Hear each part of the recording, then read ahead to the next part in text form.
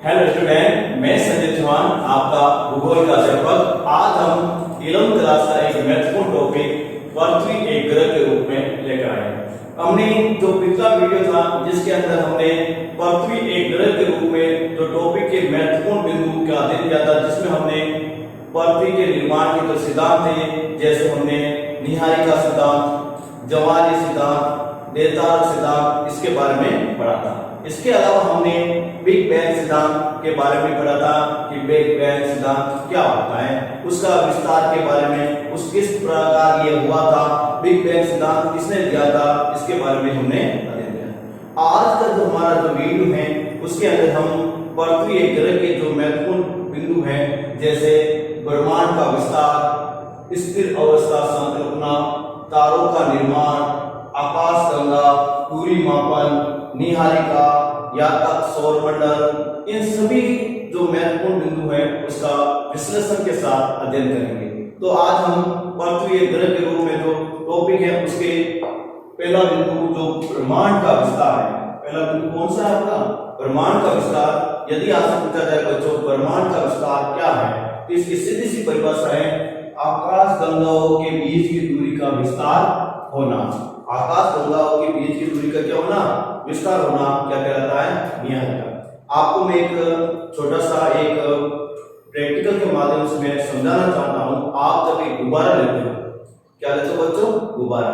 और उस गुब्बारे के ऊपर आप पहले ब्लैक पेन से उसके ऊपर छोटे छोटे बिंदु लगा दो।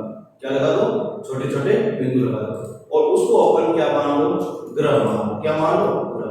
जब आप बिना बुलाए हुए जब गुब्बारे के ऊपर बिंदु लगाओगे तो ये बहुत ही क्या होंगे? पास पास होंगे। जैसे उस गुब्बारे के अंदर आप हवा भरोगे, क्या भरोगे बच्चों? हवा। और हवा भरने के बाद जैसे जैसे गुब्बारा खुलेगा वो बिंदु वो एक दूसरे से क्या होते जाएंगे? दूर होते जाएंगे। इसका मतलब है कि आकाश गंगा में इसी तरह जो दो ग्रहों की जो बीच की दूरी है वो धीरे धीरे क्या होती जाती है बच्चों? दूर होती जाती है। लेकिन इस प्रैक्टिकल में एक छोटी सी कमी रहती है कि इसमें जो आपने डॉट लगाई थी वो डॉट का भी क्या हो रहा है? विस्तार। जबकि ग्रहों में ऐसा नहीं होता है, ग्रह की जो आकृति पहले थी वैसी वैसी बनी रहती है। तो आपने इस सिद्धांत को पढ़ने के लिए आप घर पर जाइए, एक गुब्बारा लीजिए और गुब्बारे के ऊपर आप क्या लगाइए? ब्लैक पेन से छोटी छोटी बिंदु लगाइए। फिर उसके अंदर क्या करिए? फूंक देकर उसमें हवा भरिए। तो आप हवा भरेंगे तो गुब्बारा कितना बड़ा होगा और उसके बीच में जो आपने डॉट लगाई थी वो क्या होगी? दूर हो गई। अब दूर दूर डॉट होगी तो उसका मतलब है आकाश गंगा की दूरी बढ़ गई। तो आप ये प्रैक्टिकल आप घर पर करना।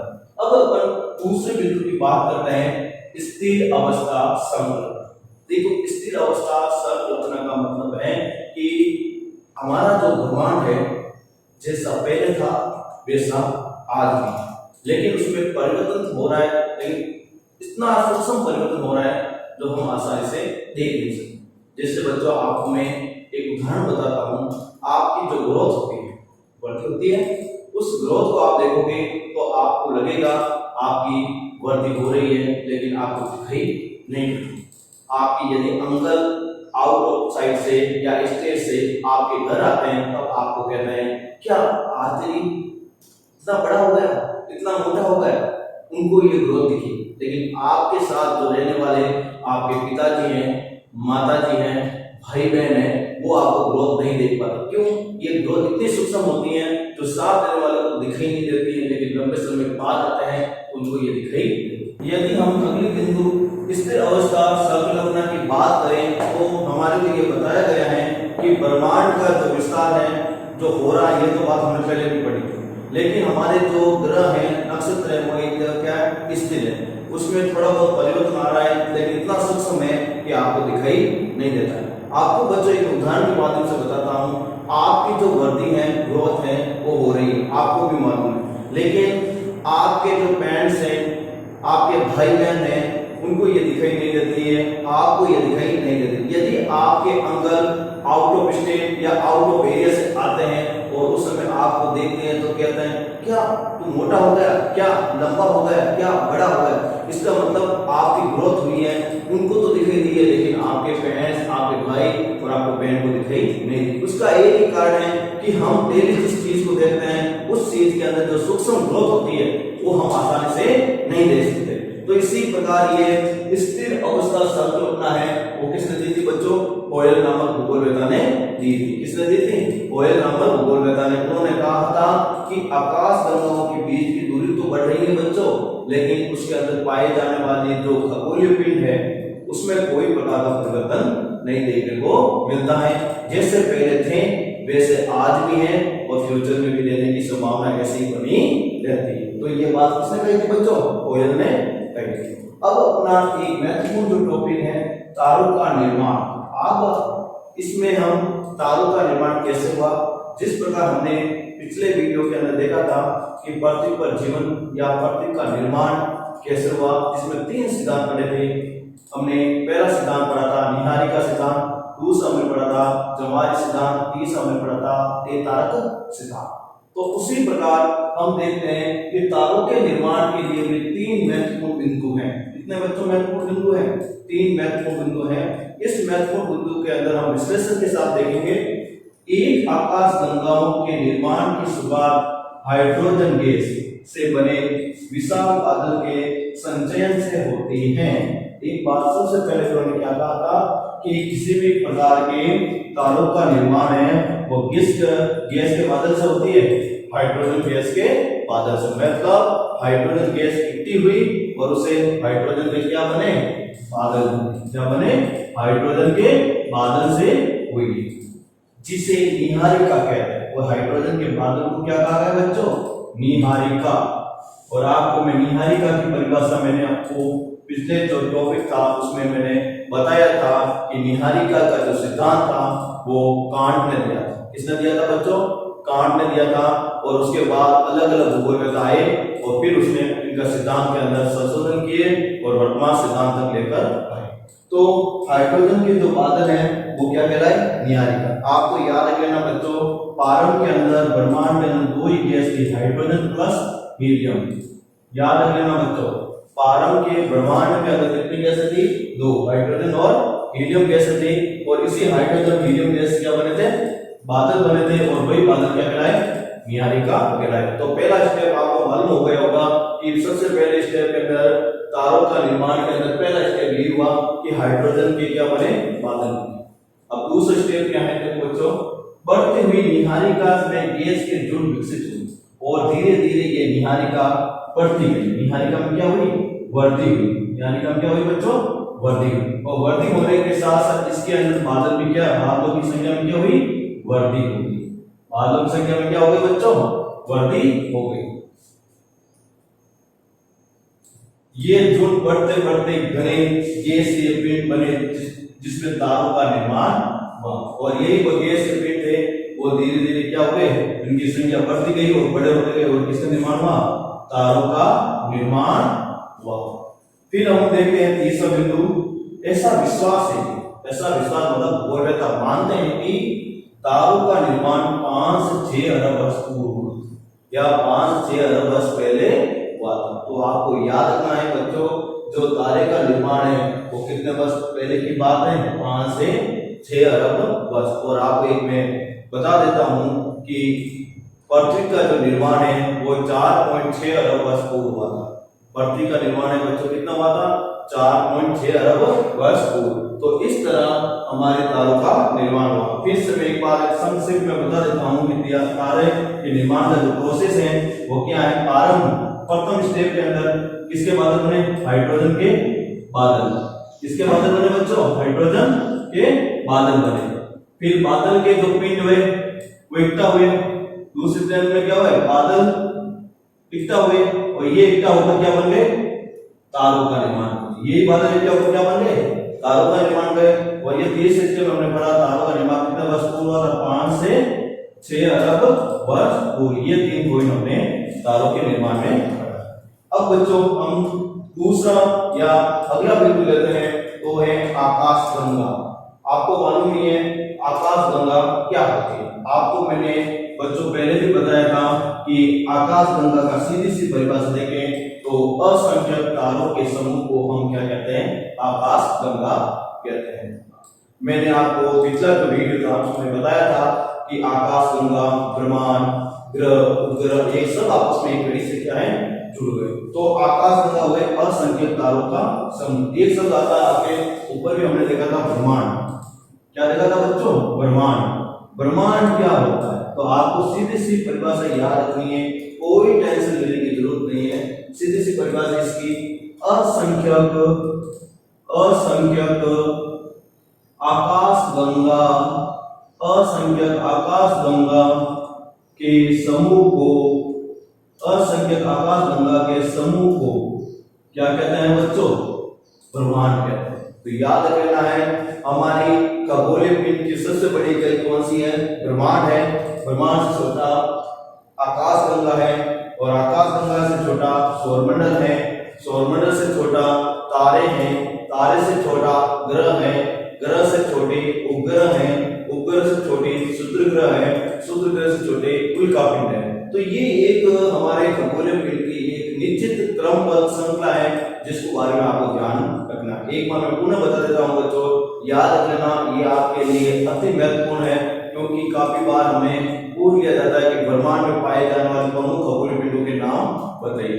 तो सबसे पहला पिंड हुआ खुद ब्रह्मांड हुआ, दूसरा आकाशगंगा, तीसरा सौरमंडल, चौथा तारे, पांचवा ग्रह, छठा उपग्रह, सातवां क्षुद्र ग्रह, आठवां उल्कापिंड। ये सभी स्टेप के रूप में क्रमबद्ध रूप में पाए जाते हैं। तो यदि अपन बोलते हैं बच्चों कि आकाशगंगा का उपनाम क्या है, यदि बच्चों आपसे पूछ लिया जाए कि आकाशगंगा का उपनाम क्या है, तो उसे मिल्की वे कहते हैं। क्या कहते हैं? मिल्की वे। इसको मिल्की वे कहने का कारण है बच्चों, क्योंकि शाम के समय जब यह आकाशगंगा ब्रह्मांड के अंदर या आसमान में हम देखते हैं, तो सफेद सफेद एक पट्टी के रूप में दिखाई देती है। याद रख लेना बच्चों, मिल्की वे कहने का कारण है आसमान में किस रूप में दिखाई देती है? सफेद पट्टी के रूप में दिखाई देती है, इसलिए इसको क्या कहा जाता है बच्चों? मिल्की वे। याद रखना बच्चों। अब यदि आपसे पूछ लिया जाए बच्चों कि आकाशगंगा का मापन इसमें होता है, तो याद रखना बच्चों हजारों प्रकाश वर्ष में। याद रखना बच्चों, आकाशगंगा का मापन किसमें होता है? हजारों प्रकाश वर्ष के अंदर ही इसका मापन किया जाता है। और आपको मैंने पहले भी बताया था कि प्रकाश वर्ष क्या है, तो मैंने आपको वापस में रिपीट कर देता हूँ। सूर्य का जो प्रकाश है धरातल पर पहुंचने में एक साल में जितना समय लगता है, उसी को हम प्रकाश वर्ष कहते हैं।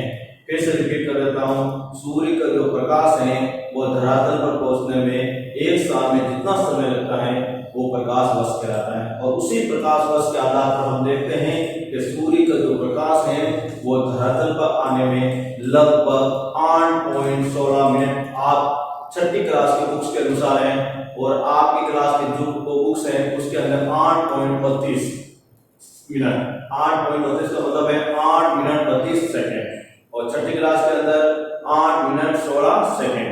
और इसके अलावा एग्जाम राइटिंग बहुत सारी ऐसी बुक्स आती है जिसके अंदर 8 मिनट 30 सेकेंड इसका समय बताते हैं। तो आपको याद रखना चाहिए बच्चों, हर बुक्स के अंदर इसका समय अलग अलग बताया हुआ है। वापस मैं रिपीट कर देता हूँ, 11th क्लास के अंदर 8 मिनट 30 सेकेंड या 32 सेकेंड, फिर आपके 6th class 8 minute 16 second. Exam writing books के अनुसार देखा जाए, जैसे राय बुक्स है उसके अंदर 8 मिनट 20 सेकेंड। अब अगला बिंदु लेते हैं बच्चों निहारिका। देखो निहारिका क्या है, सवाल आ जाए तो इसका सीधा लिखना है हाइड्रोजन व हीलियम। याद रखना बच्चों, कौन से दो गैस है? हाइड्रोजन व हीलियम गैस के बने विशाल बादल को हम क्या कहते हैं? निहारिका कहते हैं। याद रखना बच्चों, हाइड्रोजन और हीलियम गैस के बने बादल ही निहारिका कहलाते हैं। और निहारिका का सर्वप्रथम जो सिद्धांत था वो कांट ने दिया था। किसने दिया था? कांट ने। याद रखना, निहारिका का सिद्धांत किसने दिया था बच्चों? कांट ने। फिर बाद में इसका संशोधन हुआ, वो किसने किया था? लाप्लेस ने। किसने किया था बच्चों? लाप्लेस ने। इसका 1950 का इसका क्या किया था? संशोधन किया, और उसके अंदर जो कमियां थी उसको उन्हें उजागर किया और नया सिद्धांत के रूप में हमारे भूगोलवेत्ताओं के सामने रखा। अब हम जो अगला टॉपिक ले रहे हैं बच्चों, ग्रहों का निर्माण। देखो हमने पृथ्वी का निर्माण पढ़ लिया, बिग बैंग सिद्धांत पढ़ लिया, और हमने तारों का निर्माण भी पढ़ लिया। अब हमें पता लगाना है कि ग्रह का निर्माण कैसे हो, क्योंकि हमें जब भी खगोलीय पिंडों की बात आएगी तो उसमें अपन को पृथ्वी के निर्माण के बारे में याद रखना जरूरी है। बिग बैंग सिद्धांत याद रखना भी जरूरी है, तारा निर्माण प्रक्रिया भी जरूरी है, और अब याद रखेंगे ग्रह निर्माण की प्रक्रिया। देखो वैसे तो अपन ने देखा होगा पृथ्वी निर्माण के अनुसार कि जो ग्रहों का जो निर्माण है कोई ना कोई एक प्रकार की तत्व या सूर्य के विस्फोट के कारण हुआ था। यदि अपन देखते हैं ग्रहों के निर्माण का यदि पहला बिंदु इसमें देखते हैं तारे निहारिका के अंदर गैस से घुलते झुंड है। सबसे पहली बात तारे होते हैं वो निहारिका से बने होते हैं, और वो निहारिका किससे बनी होती है? गैस के झुंड से। तो वापस याद रखना कि निहारिका किस गैस के झुंड से बनी हुई होती है बच्चों? तो याद रखना हाइड्रोजन प्लस हीलियम। किस गैस के झुंड से बनी होती है बच्चों? हाइड्रोजन प्लस हीलियम गैस के झुंड से बनी होती है। इन बुद्धि झुंडों में गुरुत्वाकर्षण बल से गैसीय बादल से कोर का निर्माण, और फिर ये जो बादल बना इस गैस के हाइड्रोजन से हीलियम से, इसमें कौन सा तत्व पैदा हो गया? गुरुत्वाकर्षण बल। कौन सा बल पैदा हुआ? गुरुत्वाकर्षण बल। और आपको पता ही है ये बल सर आइजैक न्यूटन ने दिया था, और इस बल की सबसे बड़ी खासियत यह है कि किसी भी चीज को अपनी ओर आकर्षित करती है। इसी कारण से हमारे जो पृथ्वी के ऊपर जो वायुमंडल है वो स्थिर हो पाया, अन्यथा ये स्थिर नहीं होगा। तो हमने देखा बच्चों कि पहले हमको पता चलना चाहिए कि निहारिका बनी, और निहारिका किससे बनी बच्चों? हाइड्रोजन और हीलियम गैस के सहयोग से, और हाइड्रोजन हीलियम गैस के सहयोग से जो बने वो क्या बने? बादल। और इस बादल के अंदर क्या पैदा हुआ बच्चों? गुरुत्वाकर्षण बल। और गुरुत्वाकर्षण बल के बारे में आपको विदित हो, यह वस्तु को अपनी ओर क्या करती है? आकर्षित। और पृथ्वी पर गुरुत्वाकर्षण बल हो पाने के कारण ही हमारा वायुमंडल स्थिर है, हम खड़े रह पाए हैं, पेड़ पौधे स्थिर हो पाए। यदि गुरुत्वाकर्षण बल नहीं होता तो बच्चों हम या वनस्पति जात, प्राणी जात कोई भी यहाँ पर स्थिर नहीं रह पाते। अब बच्चों आपको एक बात मैं बता देता हूँ कि इसी गुरुत्वाकर्षण के कारण पृथ्वी के आंतरिक भाग का निर्माण, और उसका नाम क्या है? फ्लोर भाग। और आपको मालूम ही है पृथ्वी के, यदि अगले नेक्स्ट चैप्टर आप पढ़ोगे तो उस पृथ्वी की स्ट्रक्चर के बारे में पढ़ोगे, इनसाइड ऑफ क्रस्ट के बारे में। तो इनसाइड ऑफ क्रस्ट के अनुसार आप 3 लेयर्स पढ़ोगे इसके अंदर, जिसमें सबसे ऊपरी क्रस्ट का नाम है आपको पता ही होगा ऊपर पट्टी, दूसरे का नाम आपको पता ही होगा मेटल, और तीसरे का नाम आपको पता ही होगा कोर। तो ये कोर जो भाग है वो पारम का जो भाग है जो गुरुत्वाकर्षण बल के कारण ही बना। अब यदि अपन इसके अंदर आगे देखते हैं, और इस गैस के कोर के चारों ओर गैस और धूलिकणों की घूमती हुई तस्तरी का निर्माण हुआ। फिर आपको मालूम है गुरुत्वाकर्षण के बल के कारण क्या बना गया? ये कोर बन गया बच्चों। क्या बन गया? गुरुत्वाकर्षण के कारण कोर। और फिर इसी गुरुत्वाकर्षण बल के कारण इसके चारों ओर एक तस्तरी बनी। वो तस्तरी किसकी थी? धूलिकण और गैस की, जो अन्य गैसों के रूप में जानी जाती है। तो इसी तस्तरी से धीरे धीरे ये धूलिकण इकट्ठे हुए, और अलग अलग जो लेयर्स बनी उसका नाम बने मेटल और ऊपर पट्टी। तो सबसे पहले कोर, उसके बाद मेटल, और उसके बाद इस तरह कोर की निर्माण हुआ। फिर अपन देखते हैं इसमें एक 2 शब्द आए, गैस और धूलिकण। आपने आगे टॉपिक आएगा उसमें वायुमंडल का संगठन, जिसमें वायुमंडल के लिए संगठन है, उसके लिए महत्वपूर्ण गैस, धूलिकण, जलवाष्प ये महत्वपूर्ण तत्व है जिसका विस्तार के साथ हम अध्ययन करेंगे। अब अपन लेते हैं इसका सेकेंड बिंदु। कौन सा बिंदु बच्चों? सेकेंड। अग्नि अवस्था में गैस से बादल का संगठन। देखो प्रथम अवस्था के अंदर हाइड्रोजन प्लस हीलियम से क्या बने बच्चों? बादल। और उस बादल को क्या कहा गया बच्चों? निहारिका। यह बात आपको समझ में आ गई? ये प्रथम अवस्था। फिर बाद में ये जो गैस के बादल थे द्वितीय अवस्था में क्या हुए? इकट्ठे हुए। क्या होने लगे? संघनन होने लगे। और एक संघनन की परिभाषा अपन देखते हैं तो बादल निर्माण में वर्षा के रूप में भी हम उपयोग करते हैं, जिसमें जल वाष्प की इकट्ठा होने की जो प्रक्रिया होती है बच्चों वो संघनन प्रक्रिया कहलाती है। लेकिन बच्चों ये संघनन, इसमें बादल जो निहारिका के बने हुए उसके इकट्ठा होने की प्रक्रिया बता रहे हैं। अब अगले जो लाइन में देखते हैं बच्चों, और को ढकने वाला पदार्थ छोटे छोटे गोलों के रूप में विकसित हुआ। फिर इस में हमने पढ़ा था ना ये कोर, और उसके ऊपर किसकी का है? परत थी, धूलिकण और गैस। और ये जो गैस और धूलिकण धीरे धीरे छोटे छोटे क्या बन गए? गोलक के रूप में परिवर्तन हो गए बच्चों। किसमें परिवर्तन हो गए बच्चों? छोटे छोटे गोलक के रूप में। और ये गोलक थे धीरे धीरे इस फ्लूइड को क्या करने लगे, ढकने लगे, मतलब अगली परत का निर्माण होने लगा है। जैसे मैंने यहाँ बताया था बच्चों कि क्रोड है, उसके चारों धूलिकण हुए और वो धीरे धीरे छोटे छोटे गोलक के रूप में बने और फिर वो परत उसको ढकने लगे। उसका अगली परत कौन सी बनती बच्चों, मेटल परत का भी निर्माण हो गया। अब आगे देखते हैं बच्चों, ये छोटे गोले सहसंयोजन की प्रक्रिया द्वारा ग्राउंड में विकसित हुए। फिर देखो बच्चों, संघनन की क्रिया से क्या बने, क्रोड की तस्तरी। संघनन की क्रिया से क्या बनी बच्चों, क्रोड की तस्तरी, और इसी तस्तरी से किसका निर्माण हो गया, ग्रहण।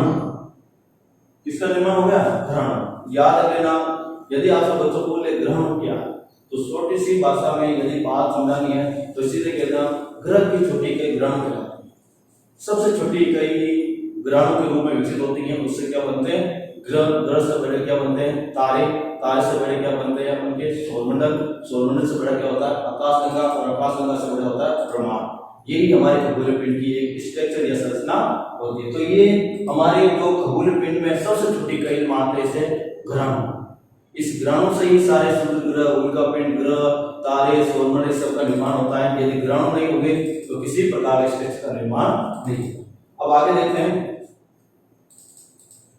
संघटन की क्रिया द्वारा बड़े पिंड बनने शुरू हुए और गुरुत्वाकर्षण बल के परिणाम स्वरूप ये आपस में जुड़ गए। और फिर ये देखो बच्चों, इसमें क्या हुआ, ग्रहण बने, और ग्रहण ये छोटे बहुत सारे टुकड़े हुए थे, मान लीजिए बहुत सारे ग्रहण बन गए, और ये ग्रहण फिर किस बल के कारण इकट्ठा हो पाए, गुरुत्वाकर्षण बल।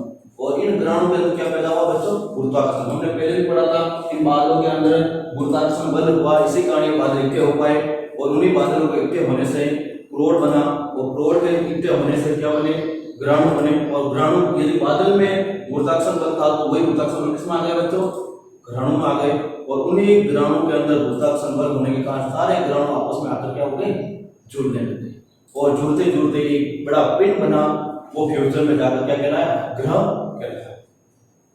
परिणाम से आपस में जुड़ गए और छोटे पिंड की अधिक संख्या ही ग्रहाणु कहलाए, और ये सारे पिंड क्या कहलाए बच्चों, ग्रहाणु कहलाए। फिर अगली जो बिंदु की बात करें तो अंतिम बिंदु है, अंतिम अवस्था में इन अनेक छोटे ग्रहाणु का संवर्धित होने पर कुछ बड़े पिंड ग्रह के रूप में, और फिर अंतिम अवस्था ये द्वितीय, और प्रथम अवस्था ये हो गई, द्वितीय अवस्था ये हो गई, और तृतीय अवस्था ये।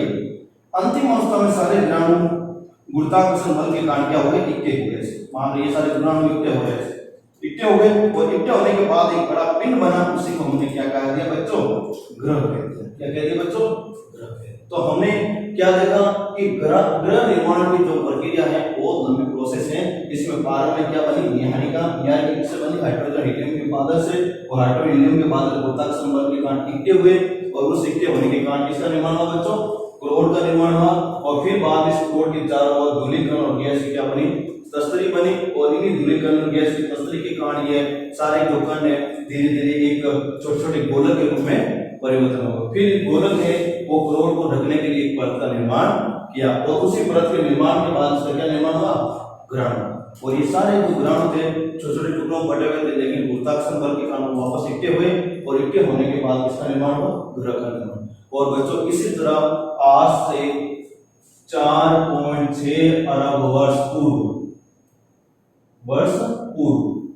इस ग्रह का निर्माण की प्रक्रिया पूर्ण हो गई, और बाद में जब ये ग्रह के निर्माण की प्रक्रिया पूर्ण हुई तो 4.6 अरब वर्ष पूर्व सौरमंडल का निर्माण हुआ, और उस सौरमंडल के अंदर मुख्य रूप से सूर्य का एक महत्वपूर्ण परिवार बना, जिसमें बुध, शुक्र, पृथ्वी, मंगल, बृहस्पति, शनि, अरुण, वरुण जैसे महत्वपूर्ण 8 ग्रहों का निर्माण।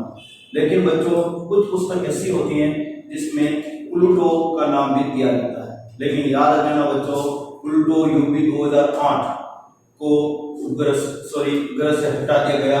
उसका महत्वपूर्ण कारण मैं आपको बताऊंगा जब सौरमंडल टॉपिक लेंगे।